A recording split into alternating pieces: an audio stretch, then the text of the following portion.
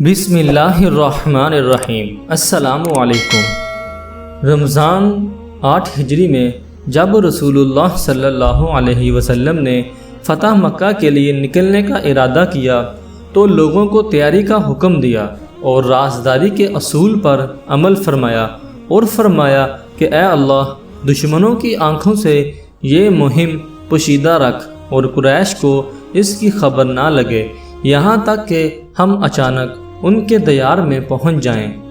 حاتم بن ابی بلعہ نے مکہ سے ہجرت کی تھی اور بدر میں بھی شریک تھے۔ وہ قریش سے متعلق بھی تھے لیکن قریشی نہیں تھے۔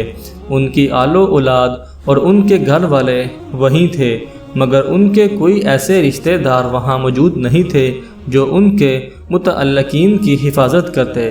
انہوں نے چاہا کہ قریش پر ایک احسان کر دیں تاکہ وہ لوگ ان کے رشتہ داروں کا لحاظ رکھیں۔ انہوں نے ایک خط لکھا جس میں یہ ذکر کر دیا کہ رسول اللہ صلی اللہ علیہ وآلہ وسلم ان کی طرف آنے کا ارادہ رکھتے ہیں، اور ایک عورت کو دیا کہ وہ پہنچا دے اور کچھ اجرت بھی اس کو دی۔ یہ عمل بلا شبہ غلطی پر مبنی تھا، اللہ ان کو معاف کرے۔ رسول اللہ صلی اللہ علیہ وآلہ وسلم نے ان کے بارے میں کلمہ خیر کہا اور فرمایا، کیا عجب ہے کہ اللہ نے اہل بدر کے اخلاص و قربانی کو دیکھ کر فرما دیا ہو کہ جو چاہو کرو، میں نے تم کو بخش دیا۔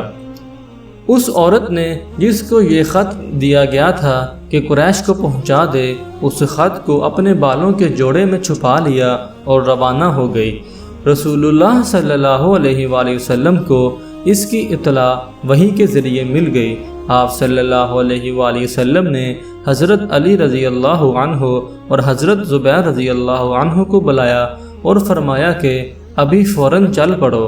خاخ کے باغیچہ میں ایک اونٹنی سوار عورت ملے گی جس کے پاس ایک خط ہے جو قریش کو پہنچانے لے جا رہی ہے۔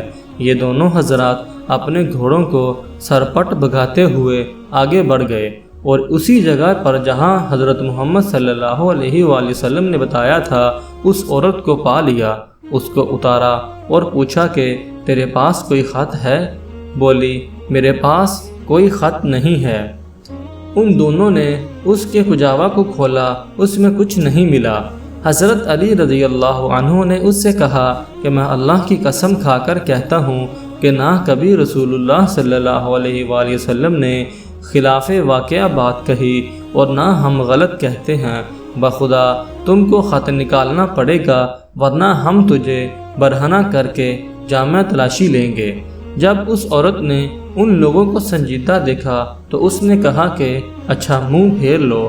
انہوں نے منہ پھیر لیا۔